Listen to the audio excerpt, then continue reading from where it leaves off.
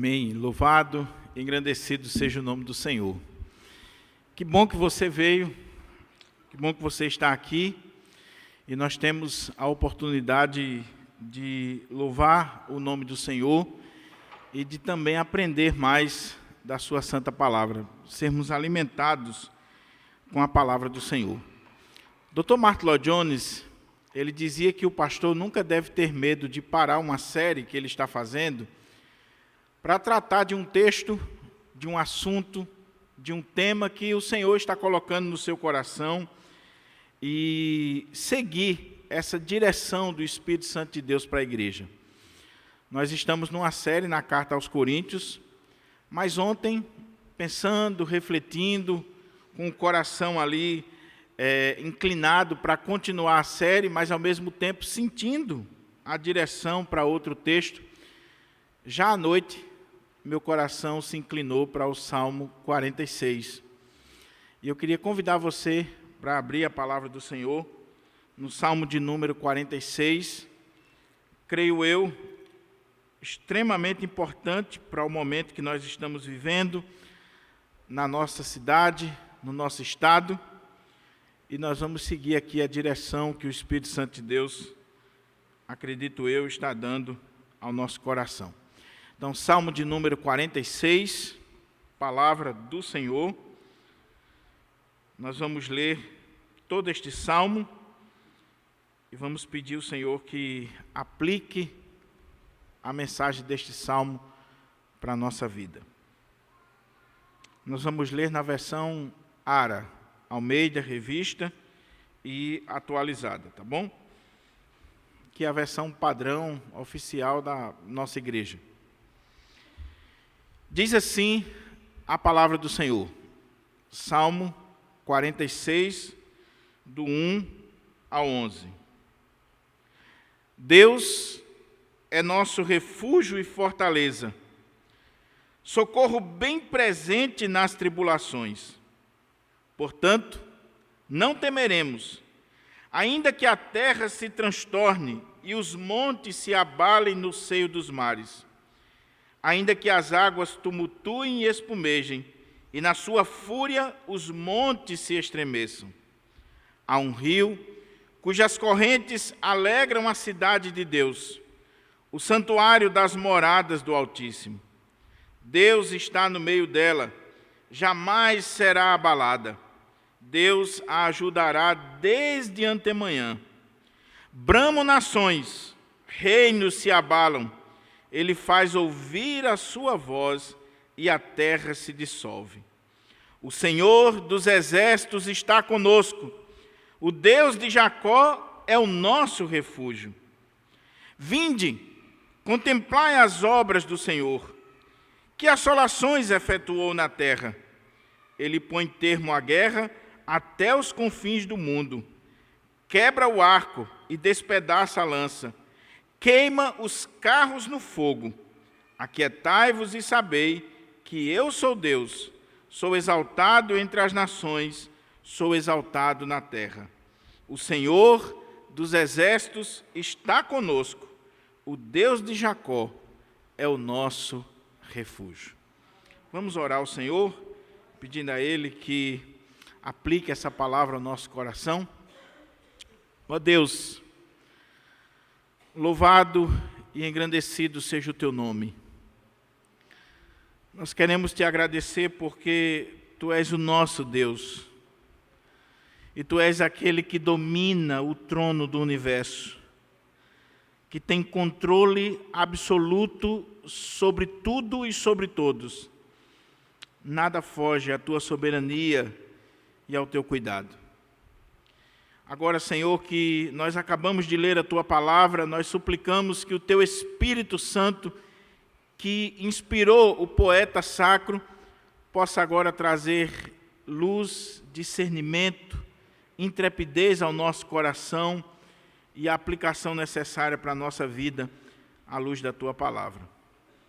É assim que eu te oro e te agradeço, pedindo que as palavras dos meus lábios e o meditar do meu coração sejam agradáveis na Tua presença, ó Senhor, rocha minha e Redentor meu. Amém. Amém. Mantenha a sua Bíblia aberta, por favor, no Salmo 46, para que a gente possa meditar neste salmo. Imagine uma cidade sob ataque. Pense um pouquinho sobre isso. Pense numa cidade relativamente pequena, humilde, sendo atacada por todos os lados. Ataques oriundos de inimigos poderosos, do ponto de vista militar, bélico. Mas como se isso não bastasse, essa cidade está sendo atacada não só por exércitos invasores, mas ela está sofrendo com catástrofes naturais. Imagine você nessa cidade. Imagine a sua família nessa cidade. Imagine como ficaria o meu e o seu coração morando, habitando numa cidade que está em um clima de ataque, de caos, de destruição. Por causas relativamente naturais, a força da natureza, montes se abalando, mar rugindo, as águas espumejando, terremotos, maremotos, e ao mesmo tempo um exército inimigo poderosíssimo prestes a invadir aquela cidade. Você já parou para pensar sobre isso? Como estaria o nosso coração numa cidade como essa? Eu não sei você, mas o meu estaria profundamente aflito, ansioso, batendo mais forte. E parece que, à medida que os anos passam e nós vamos ficando mais velho, e a barba vai ficando branca, assim como a barba de Tiago, o medo vai encontrando mais espaço no nosso coração. E quando você tem filhos, aumenta mais um pouquinho a preocupação. Quando você tem netos, aumenta mais um pouquinho. Imagine uma situação como essa. O que fazer nestas horas? O que fazer quando a cidade onde eu moro, o local onde eu vivo, está sofrendo ataques dos mais diferentes lados? O que fazer? O Salmo 46 vai trazer para nós a resposta nesta manhã, e eu quero, em Deus, que o Senhor possa aplicar isso no meu e no seu coração. Como eu disse para você, eu sou medroso, eu fico ansioso, muitas vezes eu fico preocupado, diante de fenômenos naturais, de catástrofes e até mesmo de insegurança, o meu coração aperta um pouquinho. E nós estamos vivendo isso no nosso país, meus irmãos. Se você olha um pouquinho do noticiário, seja a nível nacional ou local, você vai ver que nós estamos vivendo dias difíceis no nosso país. Em algumas regiões do nosso país, chuvas torrenciais, rios transbordando, catástrofe à vista, deixando aqueles que lidam com a defesa civil, com o governo, perplexos diante da catástrofe que tem assolado algumas regiões do nosso país. No nosso estado, um clima de insegurança, de medo, de perplexidade, onde às 20 horas praticamente você não vê mais ninguém nas ruas. O que fazer num cenário como esse? O tema que eu quero tratar nesta manhã, à luz deste salmo, é Deus, o nosso único socorro, fortaleza e refúgio numa cidade sob ataque. Deus, o nosso único socorro, fortaleza e refúgio numa cidade sob ataque. O Salmo 46, ele tem algumas peculiaridades e curiosidades que eu gostaria de destacar à guisa de introdução para a gente poder entrar nele. Primeiro, não se tem certeza sobre o contexto deste salmo. É um salmo, é um cântico inspirado, é um hino que fazia parte do inário ou da inologia de Israel, do saltério judaico. E, diferente de boa parte dos cânticos sacros de Israel, esse aqui não traz o nome do autor, nem traz o contexto no qual ele foi escrito. Os salmos eram inspirados pelo Espírito Santo, são inspirados pelo Espírito Santo, mas eles nasciam de um contexto específico, de uma situação específica.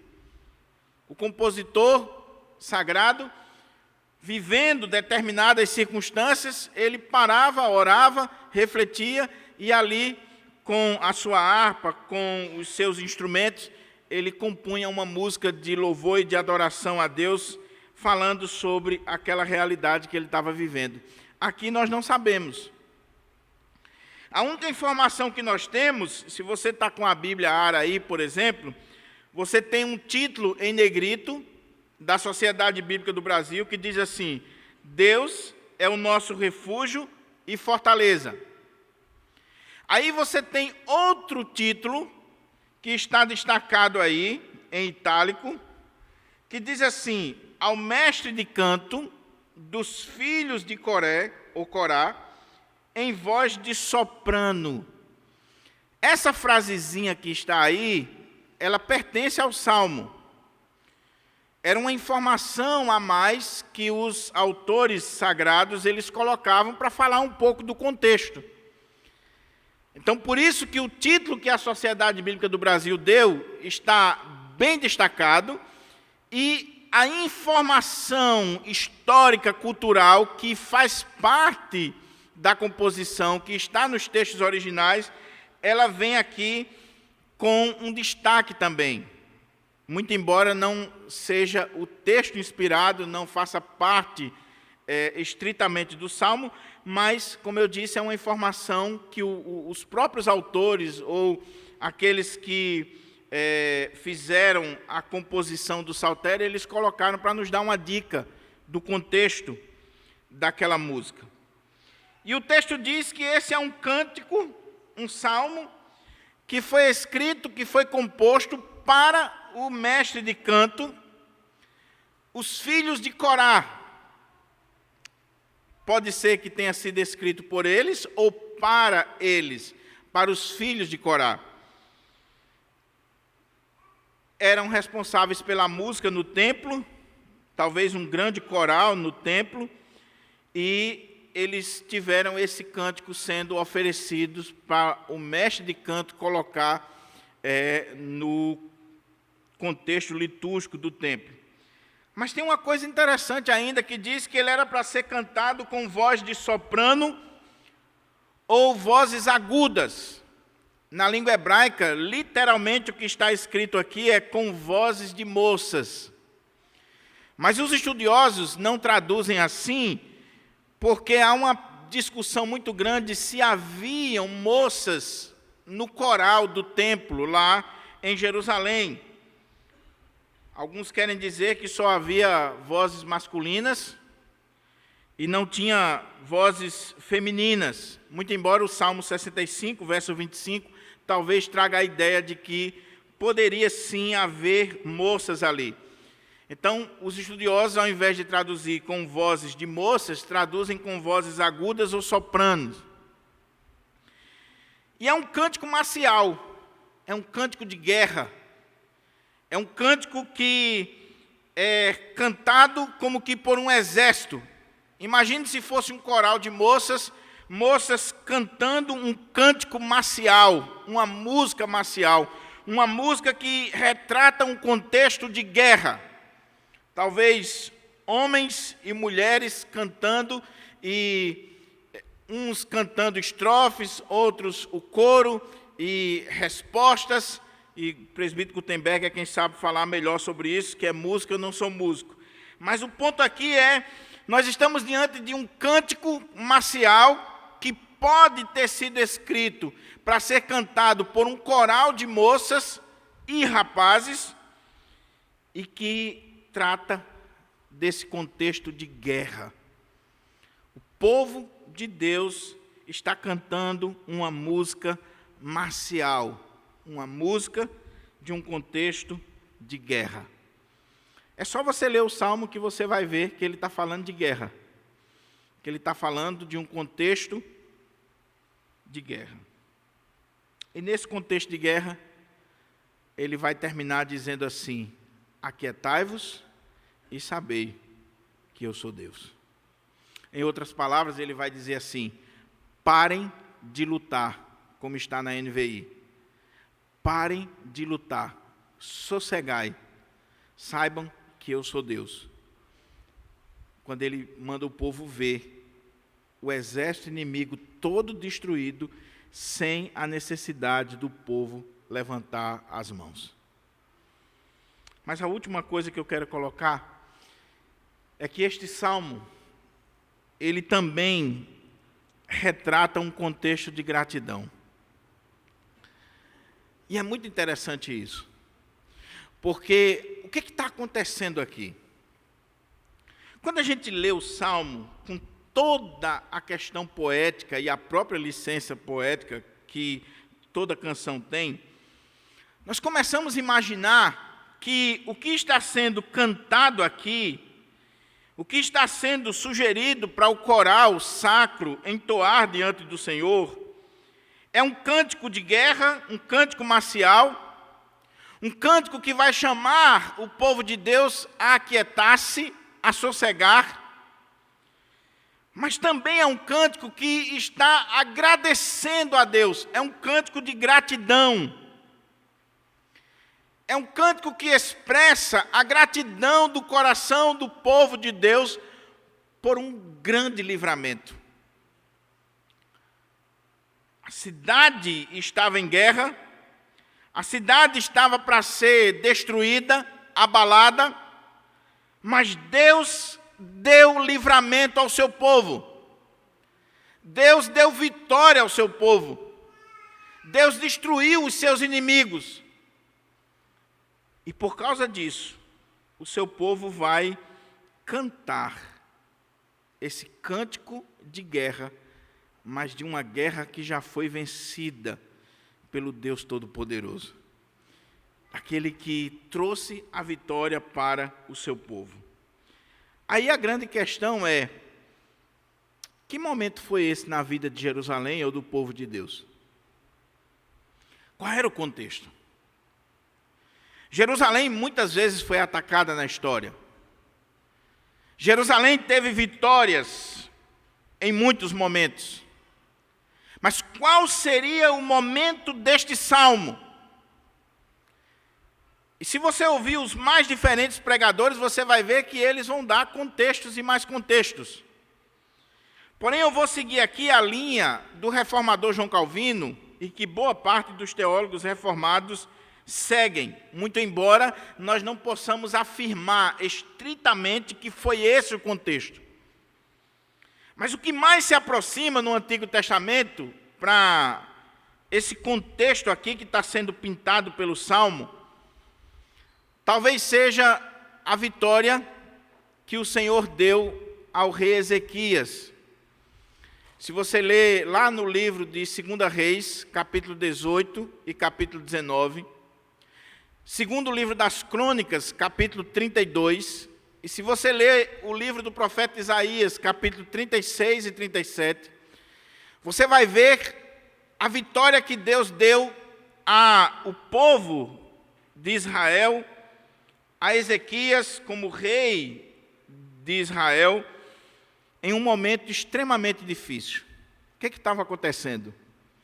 O rei da Síria, Senaqueribe, revoltado com Ezequias, porque Ezequias, após assumir o reinado, ele faz uma reforma ali no contexto do povo de Deus, e ele também se levanta contra a Síria, e ele vai lutar contra a Síria, e tem vitória em muitos momentos.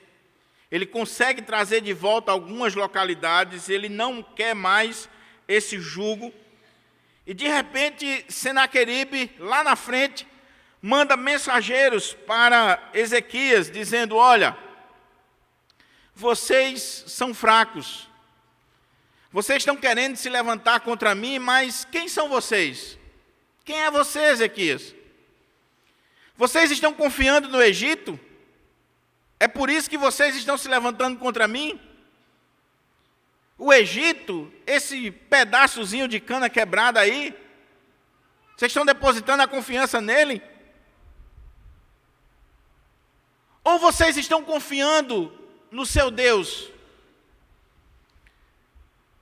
E aí ele manda o mensageiro, e o mensageiro Rabizaque, ele vai falar diante do povo de Deus e dizer que o povo de Deus não é nada, que Deus não daria livramento, que o povo era tão fraco que mesmo que Senaqueribe mandasse 2.000 cavalos, eles não teriam 2.000 guerreiros para subir nesses cavalos e lutar contra a Síria. E ele zomba do povo de Deus e do rei Ezequias. Como se isso não bastasse, em seguida ele manda uma carta para Ezequias, dizendo: nós vamos destruir vocês. Basta você olhar o que a gente já fez com outras nações mais poderosas, a força do nosso exército, e não tem Deus que vá livrar você, o seu Deus não vai livrar você, por mais que você consulte o seu Deus, por mais que você faça aliança com o Egito, faça o que quiser, mas nós vamos arrasar com vocês, destruir vocês. Diz a Bíblia que Ezequias pega aquela carta do rei da Síria, vai à casa de Deus, apresenta aquela carta diante do Senhor e diz: olha, Senhor, o que estão dizendo? O que o rei da Síria está dizendo? É um dia de opróbrio, é um dia de angústia, é um dia de desolação para o teu povo, mas, Senhor, não deixa que o teu nome seja envergonhado. Senhor, vem agir. E aí Deus levanta o profeta Isaías para trazer uma palavra para Ezequias e dizer que o Senhor estava com ele, que o Senhor estava ouvindo a oração e que o Senhor iria dar vitória ao seu povo. E naquela mesma noite, um anjo saiu da parte do Senhor e feriu 185.000 assírios. Um anjo. Não precisou Ezequias lutar, não precisou o exército de Israel lutar. Um anjo da parte do Senhor deu vitória ao seu povo e matou 185.000 assírios. Se foi esse o contexto, Ezequias, como poeta, pode ter sido o autor deste Salmo 46 e do 48. E ele estaria falando aqui dessa grande vitória. Ele estaria falando aqui desse momento único na vida de Israel, quando mesmo a nação sendo frágil, aquele povo simples de Judá, os assírios já tinham tomado Samaria, mas o povo de Judá, mesmo sendo simples, humilde e sendo afrontado pelo rei Senaqueribe, aquele povo viu Deus agir de forma soberana e sobrenatural contra os assírios e deu vitória. E aí Ezequias, ou os filhos de Corá, ou outro autor sacro, ele senta e vai fazer essa música em gratidão, em louvor a Deus, pela vitória, pela bênção que Deus deu ao seu povo de Israel. O outro contexto pode ser 2 Crônicas, capítulo 20, quando o Senhor dá a vitória a Josafá sobre os amonitas e os moabitas, que também é algo extremamente extraordinário.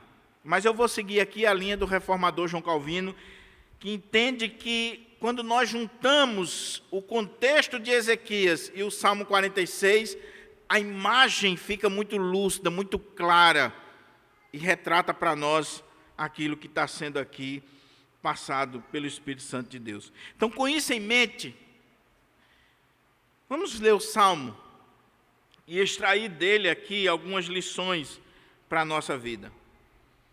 O Salmo está dividido em 3 estrofes. São 3 estrofes. Se você olha o verso 1, você tem dizendo que Deus é nosso refúgio.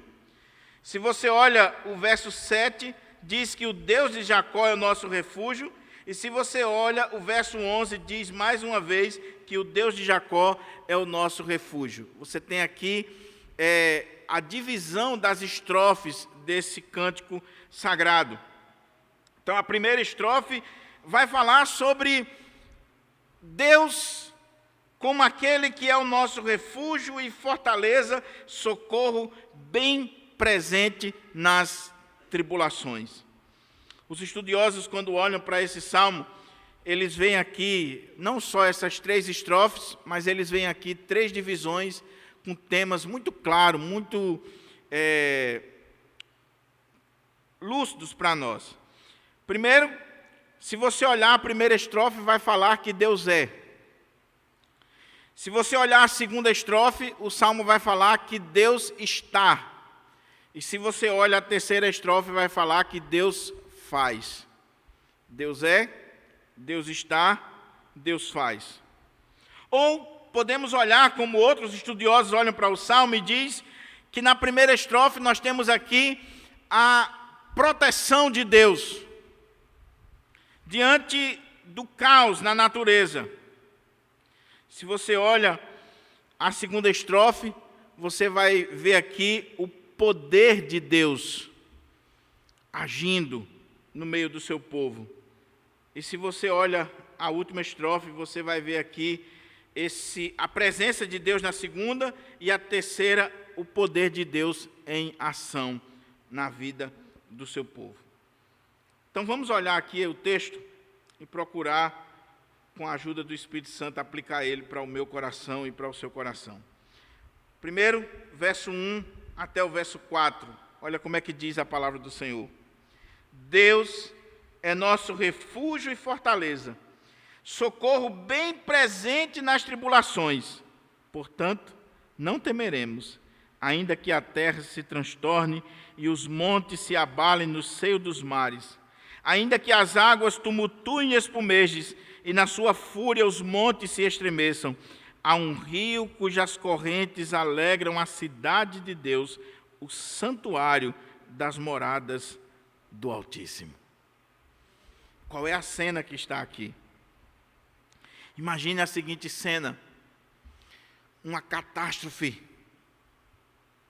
a natureza empolvorosa. Imagine o mundo se autodestruindo. Imagina aqui os montes, as águas, os mares, toda a criação, tudo aquilo que nós contemplamos como criação e que segue uma ordem e que estão dentro de um padrão, de repente, essa criação, ela está de perna para o ar. Imagine a terra se transtornando, os montes se abalando e indo para os seios dos mares, as águas tumultuando-se e espumejando, e na sua fúria na fúria das águas, os montes estremecendo. Você tem noção disso aqui? Você já parou para ver isso aqui? Você já viu o mar bravio, irritado? Você tem noção do que é um terremoto, um maremoto, uma catástrofe natural? Assusta, traz assombro, traz pavor. Nós não sabemos o que é isso, meus irmãos. Nós não sabemos o que é a fúria do mar, das águas espumejando. A gente tem assim um vislumbrezinho, por exemplo, as ondazinhas, o mar um pouquinho assim furioso, bate nas pedras ali em Ponta Negra, ou em toda a costa ali, e de vez em quando a prefeitura tem que estar resolvendo o problema, porque não tem pedra, não tem calçadão, leva, quebra. Lembra do tsunami? Agora imagine você no meio de uma coisa dessa. Imagine você com seus filhos. Imagine você com sua família. Imagine você ali, essa semana, por exemplo, há uns 15 dias, teve um temporal tremendo lá na região de Camboriú, e teve prédio lá que balançou, todo o prédio balança. Mas o balanço lá fugiu um pouco do normal, que filmaram, o pessoal se desesperou, diz que até o prédio que o Neymar mora lá, né? Nessa hora, meu amigo, crente ora, confessa pecado, entrega a vida ao Senhor. Imagine um prédio com mais de 50 andares balançando, com a força do vento, com a fúria da natureza. Agora imagine que você está lá dentro. Ou então imagine você dentro de um avião, numa tempestade, pegou uma turbulência. E é daquela que arrebenta tudo mesmo. Há poucos dias saiu no jornal aí uma turbulência tão grande com um avião aí da Gol, que ele conseguiu pousar, mas o avião chegou todo quebrado, despedaçado. Já pensou você lá dentro? Eu lá dentro? É essa cena que está sendo colocada aqui. Mas olha o que o salmista está dizendo para nós. Ele está dizendo que Deus é o nosso refúgio e fortaleza. Deus é o nosso abrigo seguro. Deus é aquele para quem nós corremos ou devemos correr em situações de calamidade. Ele é o nosso refúgio. Ele é a nossa fortaleza. Ele é o nosso lugar seguro, o abrigo, a proteção. É para onde nós devemos correr.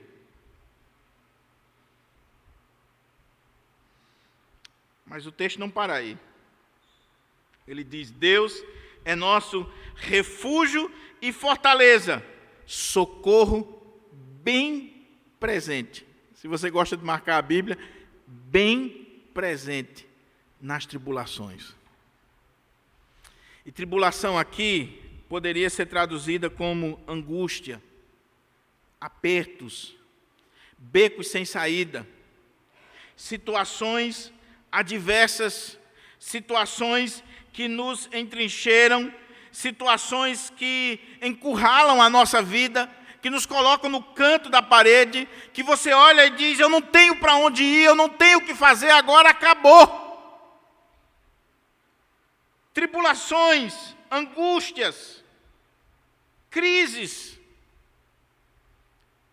coisas que fogem do teu controle, que saem da sua alçada, que você não tem nenhuma noção do que fazer. Você está no meio da tempestade, você está no meio do mar, você está no meio de um terremoto, de um maremoto, você está diante de montes que se abalam, de águas que tumultuam. Você está diante de fenômenos ou de situações que o teu diploma, que a tua força, que o teu dinheiro, que a tua sabedoria, que o poder humano, a influência que você tem, não faz nada. Não faz nada. É nessa hora que Deus é o nosso único refúgio e fortaleza, socorro bem presente nas tribulações. É a Ele que nós devemos buscar. Eu sei que nós podemos recorrer à defesa civil, que nós podemos recorrer a homens, instituições, mas nós vamos aprender que há momentos na nossa vida em que nada nem ninguém consegue nos ajudar, mesmo que queiram. Deus é o nosso único refúgio e fortaleza. Ele vai ser esse socorro bem presente. Ele vai ser aquele para quem nós vamos nos dirigir. Nós vamos encontrar abrigo, segurança, proteção. Nós vamos encontrar o cuidado necessário. Nós temos aqui na nossa cidade uma fortaleza, que se você não visitou, vale a pena visitar. Que na época era o melhor que se tinha. E que de fato trazia proteção para a cidade, para a costa. Porque o contexto de guerra da época era diferente. Hoje, a fortaleza dos Reis Magos, numa guerra, se estourasse uma guerra aqui na nossa cidade, aquilo ali é formiga. Não serve de nada. Mas a nossa fortaleza, o nosso refúgio permanece o mesmo. O mesmo. Ele ainda é o nosso socorro bem presente nas tribulações. Você crê nisso, meu irmão? Você crê nisso, minha irmã? Isso faz parte do seu DNA. Isso faz parte da sua fé. Agora veja, ele faz uma declaração de fé, ele expressa aqui a sua teologia, a sua compreensão de Deus. Ele olha para Deus e vê Deus como seu refúgio, a sua fortaleza, o seu socorro bem presente nas tribulações. É uma declaração de fé belíssima, mas a pergunta é, ok, eu aprendi que Deus é o meu refúgio, a minha fortaleza, o meu socorro bem presente nas tribulações. Isso faz parte do meu credo, da minha confissão de fé religiosa, da minha teologia, até mesmo da inologia da minha denominação. Eu canto que Deus é soberano, que Deus é poderoso, que Deus é o Senhor do universo. Eu canto que Deus é o socorro bem presente nas tribulações. Eu prego isso, eu ensino isso, eu creio nisso. Portanto, olha o portanto. Porque não adianta nada assentimento intelectual, defesa intelectual, conhecimento intelectual que não desce para a prática da nossa vida. De que adianta você estudar a Bíblia, você ler a Bíblia, você estudar a teologia, você conhecer a doutrina, você se aprofundar na doutrina de Deus, mas isso não desce para a prática da sua vida? De que adianta você fazer uma afirmação tão belíssima como essa, bíblica, ortodoxa, teologicamente irretocável? Deus é o nosso refúgio e fortaleza. Amém. Eu afirmo isso, eu creio nisso, eu canto isso. Deus também é o socorro bem presente nas tribulações. Amém. Portanto, como consequência dessa fé, desse credo, dessa defesa teológica que você está fazendo, Portanto, olha agora a confissão de fé descendo para a prática, para a vida do povo de Deus. Portanto, não temeremos. Porque eu creio que Deus é o meu refúgio, a minha fortaleza, o meu socorro.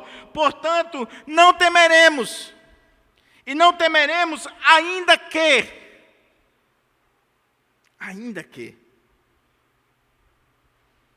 Meu amado irmão, por mais que você seja crente, por mais que você seja teólogo, pastor, presbítero, diácono, homem de Deus, mulher de Deus, homem de oração, mulher de oração, tem na sua vida um ainda que.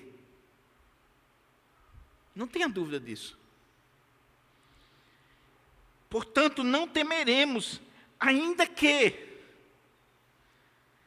a terra se transtorne, que os montes se abalem no seio dos mares, ainda que as águas tumultuem e espumejem, e na sua fúria os montes se estremeçam, ainda que eu esteja diante do caos, ainda que eu esteja diante da fúria da natureza, da criação, da destruição, da desolação, ainda que tudo à minha volta esteja de perna para o ar, ainda que tudo esteja indo de mal a pior, não temeremos.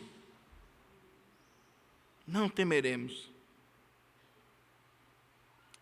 Mas eu sei o que está passando no seu coração, porque passou no meu, porque o meu coração é tão ruim e tão caído como o seu.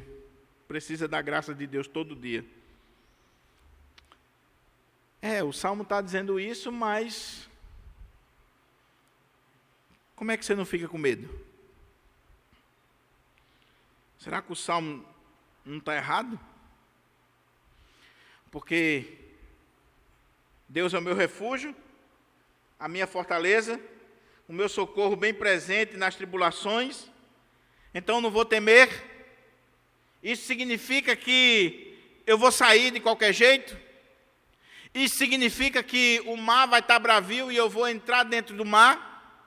Isso significa que a cidade está vivendo um clima de insegurança, mas eu não estou nem aí, eu vou sair, eu vou andar, eu vou passear como se nada tivesse acontecendo?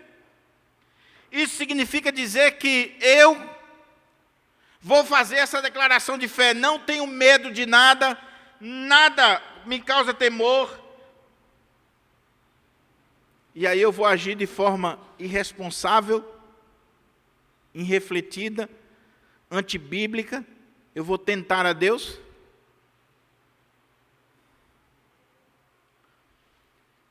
É muito importante abrir esse parênteses aqui, meus irmãos, para que fé não seja sinônimo de irresponsabilidade, fé não seja sinônimo de loucura, e loucura aqui não no sentido do que Paulo diz, que a mensagem da cruz é loucura, mas loucura mesmo, gente doida. Não é fé não, é que o cara é doido, não tem juízo. O que o salmista está dizendo aqui? O que o salmista está dizendo aqui, meus irmãos, não é que nós, como seres humanos, nós não temos reservas, nós não vamos ficar perplexos, nós não vamos ficar, muitas vezes, angustiados, nós não vamos ficar com medo das coisas. Não é isso que ele está dizendo. Porque isso é natural, nós somos seres humanos. Se você olha o contexto lá de Ezequias, você vai ver que Ezequias, quando recebe a carta, ele temeu. Quando ele recebe a carta de Senaqueribe e conhecendo o exército assírio, conhecendo a força, o poderio militar do exército assírio, e a própria maneira deles agirem, Ezequias temeu. E quando Ezequias vai orar, e quando Ezequias vai falar diante de Deus e diante do povo, ele diz: nós estamos vivendo um dia de angústia, um dia de provação. Ezequias não está alheio à realidade, como muito crente está. como muito crente vive. Não, pastor, Deus está comigo, então eu vou sair, eu vou agir, eu vou fazer o que tem que ser feito, porque Deus está comigo. Esquece do que Jesus falou: não tentarás o Senhor teu Deus, ou não ponha Deus à prova. Então, o que significa isso aqui? Isso aqui significa que mesmo diante do caos, mesmo diante de situações adversas, que eu olho e que fogem ao meu controle, e que naturalmente me causam temor e tremor, que me tira muitas vezes o chão dos pés, que faz com que eu sofra naquele momento, mas naquela mesma hora, mesmo com toda essa situação e tomando as precauções devidas, eu vou me refugiar em Deus. Eu vou encontrar abrigo, fortaleza e socorro em Deus e não nos homens. É esse o ponto. O que ele está dizendo é que você não vai temer, ainda que tudo isso aconteça. Por quê? Porque mesmo diante daquele momento ali, de angústia, de aperto na sua alma, você vai correr para Deus. Em outras palavras, ainda que os montes se abalem, ainda que as águas tumultuem e espumejem, ainda que tudo isso esteja enfurecido, eu vou olhar para isso, eu vou me assustar, eu vou olhar para essa situação e ver o quanto eu sou pequeno, o quanto eu sou finito, o quanto eu sou frágil, e eu vou me colocar nas mãos de Deus. Eu vou me colocar nas mãos de Deus. O que depender de mim, eu vou fazer, mas eu entendo que quem está no controle absoluto sobre tudo é o Senhor. Por que eles não temiam? Por que eles se colocavam diante do Senhor? Há um rio cujas correntes alegram a cidade de Deus, o santuário das moradas do Altíssimo. Deus está no meio dela, jamais será abalada. Deus a ajudará desde antemanhã, desde o romper da manhã, desde o início do dia. Louvado seja o Senhor. Oh, meus irmãos, isso aqui é melhor do que qualquer sessão psicológica. Isso aqui está acima de qualquer ajuda humana, psicologia humana. Isso aqui é cura para a nossa alma, é conforto para o nosso coração, é direção para a nossa vida. O que o salmista está dizendo é: ainda que tudo esteja dando errado, eu sei para onde eu vou. Eu sei qual é o meu socorro. Na hora da tribulação, na hora da angústia, na hora do aperto, eu sei para onde eu vou correr. Eu sei. E por causa disso, eu encontro segurança, conforto para a minha vida, eu não vou temer. Por quê? Porque Deus está no meio desta cidade. Deus está no meio. Ou seja, o que ele está dizendo é que Deus está presente conosco, que Deus faz parte da nossa vida, da nossa história, da nossa família, da nossa casa. O que acontecia naquela época, meus irmãos, que é importante para a gente entender esse texto? As cidades antigas geralmente eram construídas às margens de um rio, ou tendo o rio como o canal principal da cidade. Isso por algumas razões. Primeiro, para trazer sustento para a cidade. Segundo, proteção. Geralmente se construía a cidade, o rio no meio, e a entrada da cidade era exatamente ali no rio. Lembra do He-Man? Ixi, da época de Paulinho. O inimigo vinha, subia as portas, ninguém podia entrar, tinha um rio ali.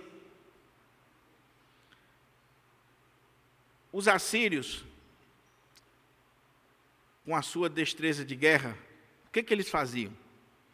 Quando eles iam invadir uma cidade, primeiro eles cortavam o fornecimento de água.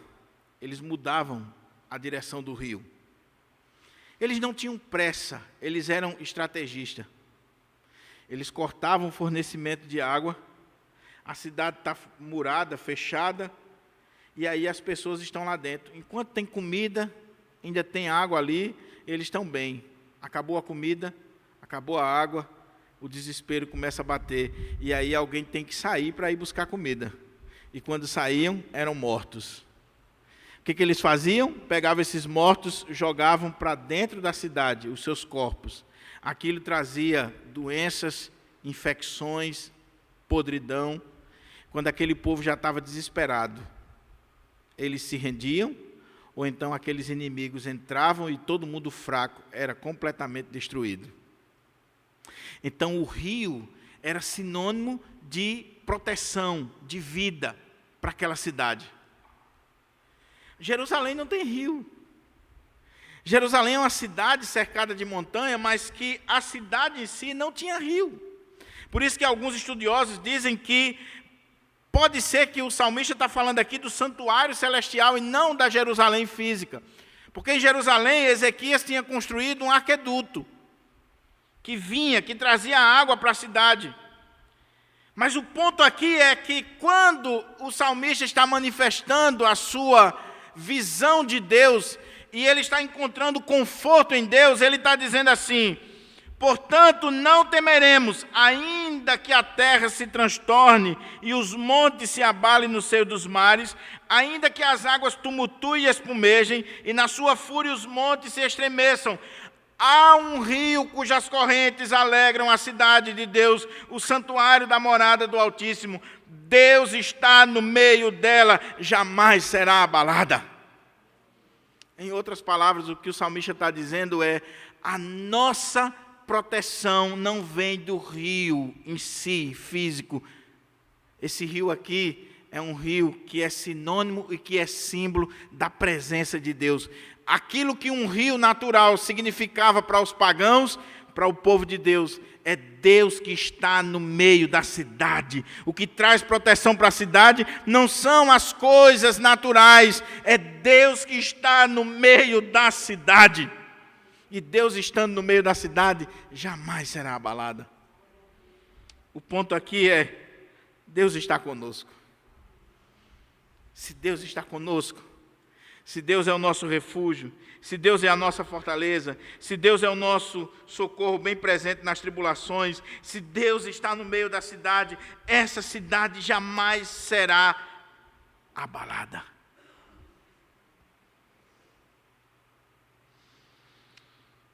Eu pergunto: Deus está com você? Deus está na tua vida, na tua família, na tua casa. Deus faz parte da sua história. Você pode dizer, como o salmista: Deus está no meio, no centro, no comando, na direção. Deus ocupa o primeiro lugar na sua vida. Nós precisamos pensar sobre isso, meus irmãos. Porque a religião pode nos enganar. Nós podemos estar cheios de religião e vazios de Deus. E vazios de Deus. Mas olha como é que continua o texto. Ele falou dessa questão da natureza, desse caos na natureza, e que mesmo que esteja esse caos na natureza, eu não vou temer, porque Deus está comigo. Deus está comigo. Faz-me lembrar aquela história que eu já contei aqui, mas não tem nenhum problema de repetir. O menino que vinha no avião, e o avião pegou uma turbulência muito grande, e o povo desesperado, e as coisas caindo, e o menino jogando videogame. E de repente, quando a turbulência passou, alguém chegou e disse: menino, você não ficou preocupado, você estava aí jogando e tal, enquanto todo mundo estava aqui desesperado, com a turbulência, com medo, por que você não ficou? Ele disse: porque meu pai é o piloto e eu sei que ele é bom em vencer essas coisas. Quem é o piloto da tua vida? Quem é o piloto da tua casa? Quem é o piloto desta cidade, desse estado, deste país? Quem é? Se Deus está, se Deus faz parte, se Deus é o Senhor, nós não seremos abalados, ainda que as coisas estejam indo de mal a pior. Ainda que eu seja surpreendido com tempestades, com lutas, com doenças, com o que for, eu não serei abalado lá no meu íntimo, lá no meu coração, porque eu sei em quem tenho crido. Eu sei em quem tenho crido. Lembra do apóstolo Paulo, quando ele disse essas palavras, ele estava para ser decapitado. Ele disse: eu sei em quem tenho crido. Um pastor foi visitar um irmão no hospital, e quando ele chegou ali, aquele irmão em estado terminal, sabendo que a sua vida estava chegando ao fim, e o pastor ficou: que palavra eu vou trazer? O que eu vou falar para essa pessoa? E quando o pastor chegou ali, aquele irmão disse assim: pastor, não se preocupe, com Jesus no barco, tudo vai bem. Tudo vai bem. Eu fui visitar a irmã Romeira, irmã de irmã Natécia, uma vez, com algumas irmãs aqui da igreja, acho que as irmãs vão lembrar, e ela estava sentindo dores terríveis, terríveis. Chegando de frente à casa, a gente já escutou os gritos, o remédio já não dava conta, e quando nós entramos, e isso foi há muito tempo atrás, eu estava ali, pastorzinho, recém-ordenado, o que eu vou falar? Aquela irmã pediu um papel e uma caneta, eu não sei se Damares estava nessa visita, e ela escreveu: vivo não mais eu, mas Cristo vive em mim, e a vida que agora eu vivo na carne, vivo pela fé no Filho de Deus, que me amou e se entregou por mim, e escreveu o texto lá de Gálatas.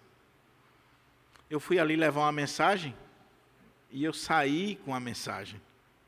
É isso que o salmista está dizendo aqui. Ele não está falando de triunfalismo, ele não está falando de irresponsabilidade, ele não está falando que você não vai ter problema na vida, que você não vai ter dificuldade, que vai acontecer alguma coisa em Natal, mas na sua casa não vai acontecer. Não, meu irmão, nós estamos em Natal, nós estamos no Rio Grande do Norte, nós estamos no Brasil. O que acontecer aqui vai pegar todo mundo. Agora, a diferença vai ser: o ímpio vai enfrentar de um modo e o crente vai enfrentar de outro. O ímpio vai confiar somente na defesa civil, no poder público, vai confiar nas armas humanas, e o justo vai confiar nessas coisas também, mas em última instância ele não vai temer, porque a sua confiança está em Deus, que é o seu socorro. É o seu socorro. Ele está comigo. Ele está conosco. Essa é a diferença, meu irmão. Isso é o que faz a gente não pirar diante de situações adversas, de coisas que muitas vezes vêm e apertam, e você diz: meu Deus! E aí você escuta um hino, você escuta uma pregação, alguém ora por você, você caminha para a casa do Senhor, a coisa muda. Se o contexto foi Ezequias, Ezequias recebeu a carta, apertou o coração de Ezequias. Imagine você recebeu aquele diagnóstico, e aí apertou seu coração. O que Ezequias fez? Ezequias foi para a casa de Deus e foi apresentar diante do Senhor. Lembra quando Isaías também trouxe a notícia para Ezequias? Arruma a casa que você vai morrer. Porque crente morre, viu? Crente morre. Chega o dia que crente morre. Arruma a casa que você vai morrer. Aí Ezequias virou para a parede orou o Senhor. Isaías não tinha nem saído do palácio. Volta, diga a ele que eu acrescentei mais uns anos de vida para ele. O segredo é orar, meu irmão. Está sem fé? Está com taquicardia? Está angustiado? Ore, meu querido. Busca o Senhor. Viva na presença do Senhor. Você fez a coisa certa nessa manhã. Você veio para a casa de Deus. Você veio para ouvir a palavra do Senhor. Minha mãezinha, em muitos momentos difíceis da vida da minha mãe ia na igreja, lá em Currais Novos, pedia a chave ao pastor e entrava no templo da Assembleia de Deus e orava ali sozinha, muitas vezes, na presença do Senhor. Segunda coisa para a gente caminhar para a conclusão. Agora, os inimigos. Bramam nações, reinos se abalam. Ele faz ouvir a sua voz e a terra se dissolve. O Senhor dos exércitos está conosco, o Deus de Jacó é o nosso refúgio. Agora não são questões relacionadas à natureza ou coisas naturais, catástrofes e etc. Agora são reinos, são nações, são inimigos, são exércitos que estão se levantando contra nós. As nações estão bramando, os reinos estão se abalando, as nações estão conspirando contra o povo de Deus. Está todo mundo se levantando contra o Senhor e contra o seu ungido, contra o seu povo. Mas quando as nações bramam e esses reinos estão se abalando, Deus faz ouvir a sua voz e a terra se dissolve. Por quê? Aí ele vai trazer essa estrofe linda. O Senhor dos exércitos está conosco, o Deus de Jacó é o nosso refúgio.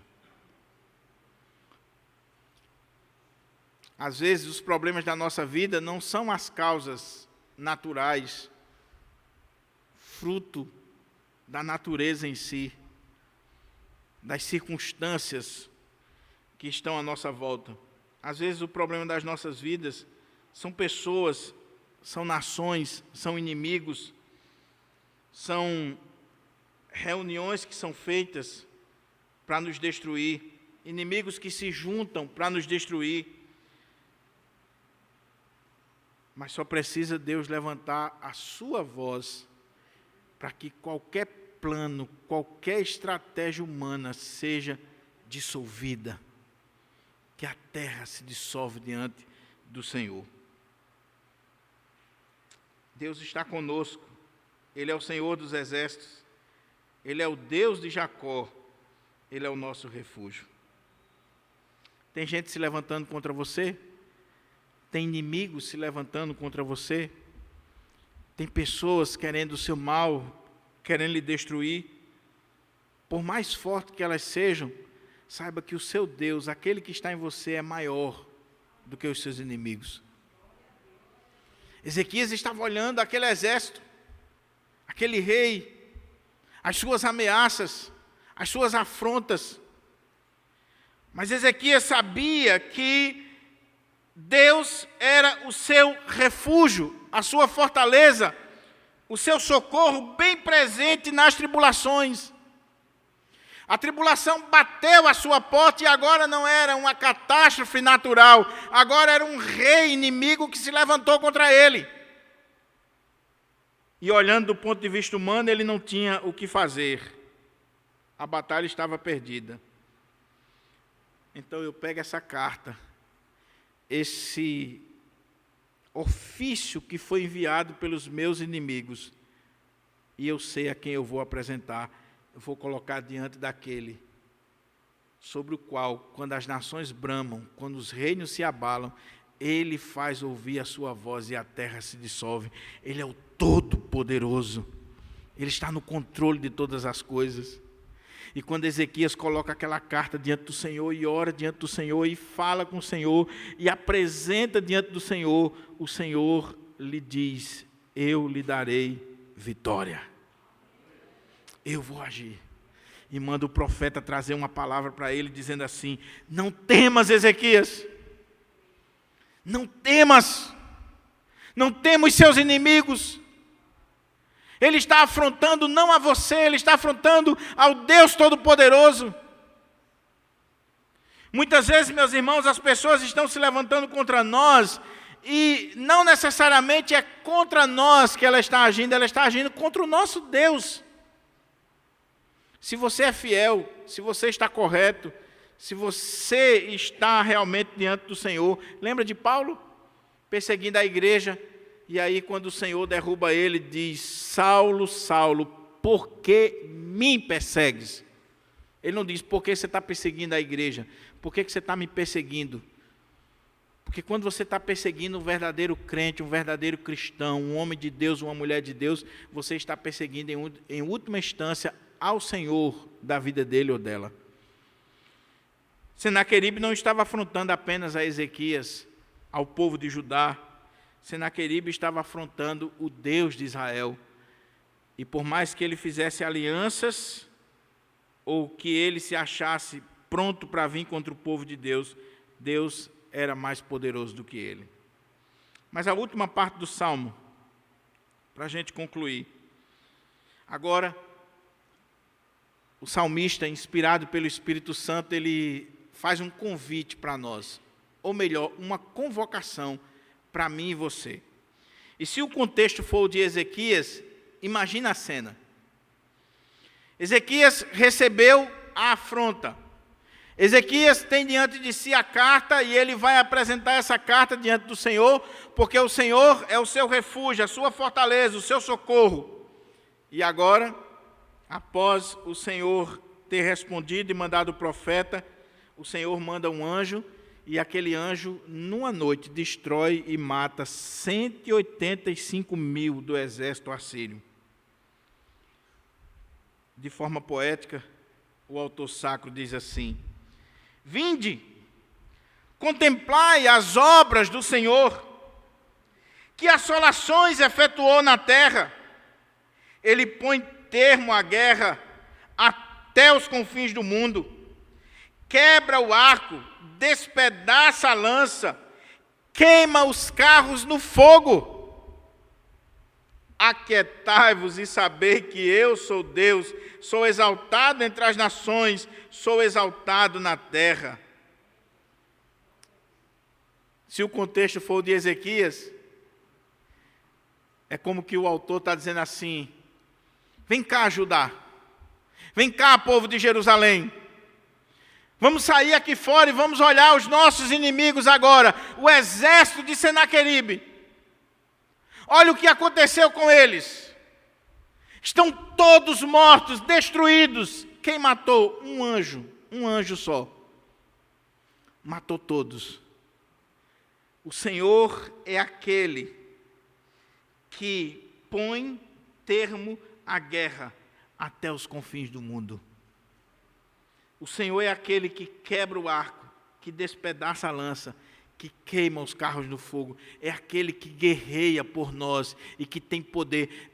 Se o contexto for esse, meus irmãos, lembra do que Senaqueribe falou? Vocês não têm nem 2.000 homens, eu posso mandar 2.000 cavalos, vocês não fazem nada, vocês não têm exército, vocês não têm estrutura para vir contra mim.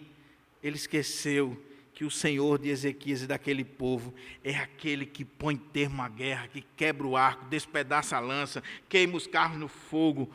É aquele que é o Todo-Poderoso. Agora, lembra do que eu falei no início? O Salmo diz assim: aquietai-vos. Ele não só está dizendo assim, vinde e contemplai, ou seja, ele está chamando o povo para fora dos limites dos muros de Jerusalém, para ver o exército inimigo derrotado. Contemplem, vejam a vitória de Deus, veja a bênção do Senhor, veja a batalha vencida pelo Senhor. Mas ao mesmo tempo ele diz, aquiete-se, pare de lutar. Sosseguem, não façam mais nada. Isso aqui é muito sério, meus irmãos. Porque a ideia é o seguinte: imagina o povo agora saindo, olhando para aqueles mortos, aquele exército no chão, mas o povo ainda quer lutar. E o povo vai lá para querer fazer a sua parte, talvez chutar aqueles mortos, pegar as suas armas, os seus despojos, agir como guerra. Só que aquela guerra ali não era deles, era do Senhor. Foi o Senhor quem venceu, foi o Senhor quem fez.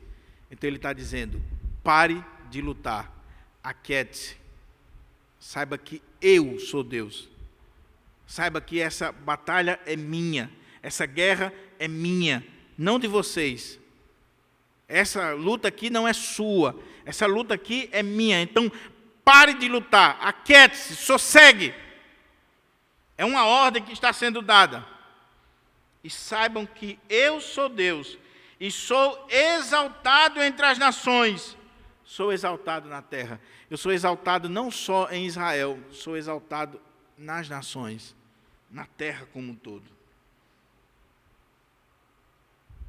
O que esse texto está dizendo para nós? Ô meu irmão, deixa Deus agir na tua vida. Irmão, a gente só atrapalha.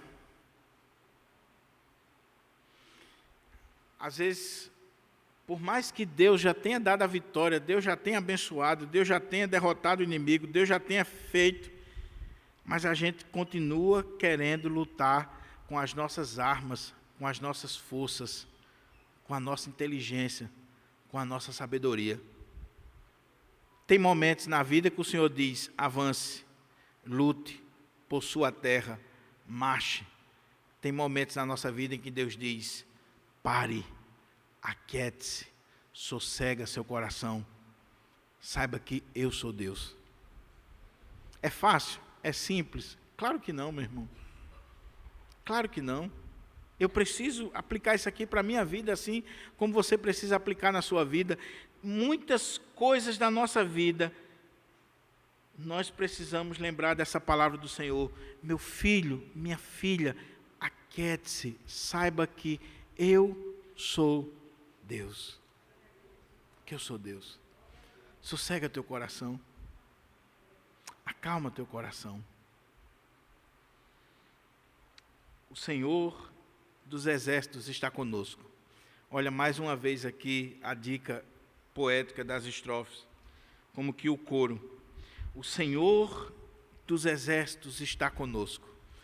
E quando ele fala o Senhor dos exércitos, ele está falando aqui do exército dos anjos, das estrelas, da natureza. Todos os exércitos que você possa imaginar está sob o comando de Deus. Ele é o Senhor dos exércitos. E esse Senhor dos exércitos está conosco. Mas tem uma coisa interessante, ele diz assim: o Deus de Jacó é o nosso refúgio. Quem era Jacó? Jacó era igual a mim e você. Um homem difícil, claudicante, um homem que lutou com Deus, um homem contraditório, mas que Deus mudou a sua vida, a ponto de mudar o seu nome de Jacó para Israel, príncipe de Deus. Jacó era enganador, trapaceiro, Jacó era alguém difícil, mas Deus era o seu Deus.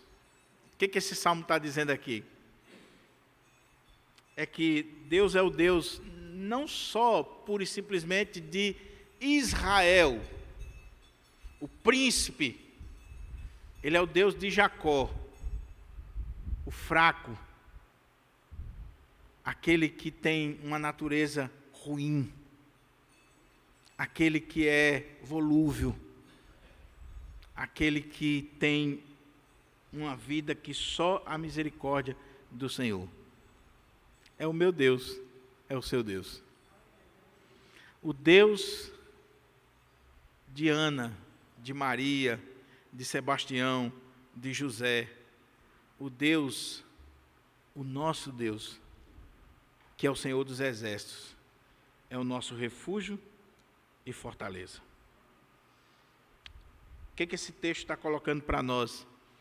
é que apesar de nós sermos fracos, de nós sermos medrosos, de nós termos uma vida frágil, Deus é o nosso Deus. Ele é o nosso Deus. Eu concluo essa mensagem dizendo o seguinte: este salmo,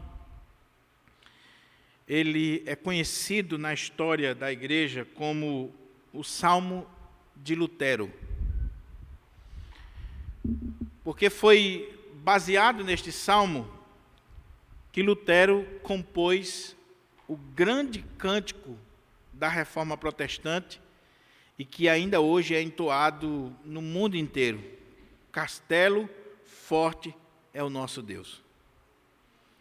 O que poucas pessoas sabem é que Lutero escreveu esse hino após ele ter se apresentado à Dieta de Worms e ali ele ter defendido a sua fé diante das autoridades eclesiásticas que estavam dispostas a tirar-lhe a vida. E já havia um plano para matar Lutero, só que o príncipe havia bolado um plano, um segundo plano.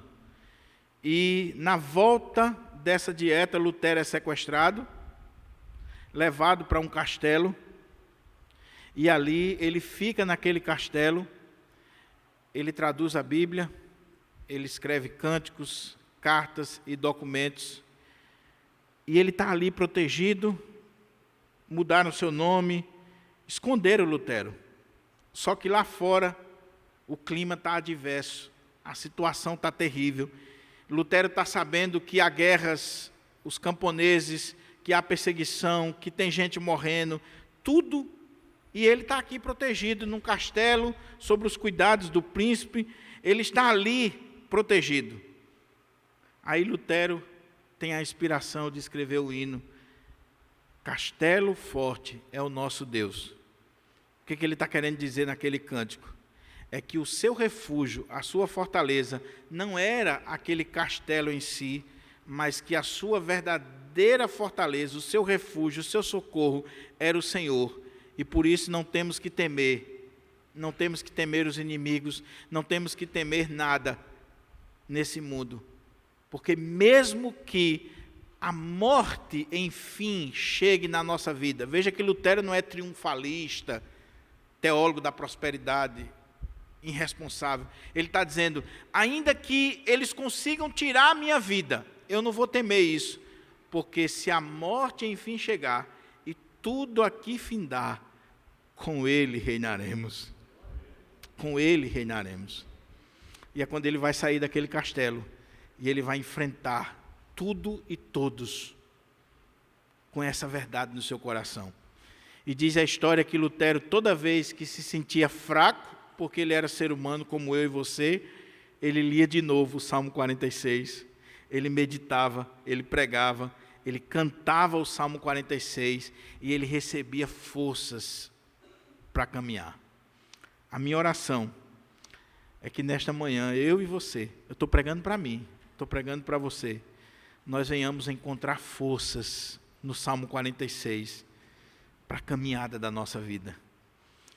E que em qualquer momento que a gente veja que o tanque está chegando na reserva, a gente volte para o Salmo 46, leia de novo, ore, medite, cante um hino de Lutero baseado no Salmo e receba a graça na sua vida. Vamos orar? Vamos pedir ao Senhor para aplicar esse texto no nosso coração. Eu queria convidar aqui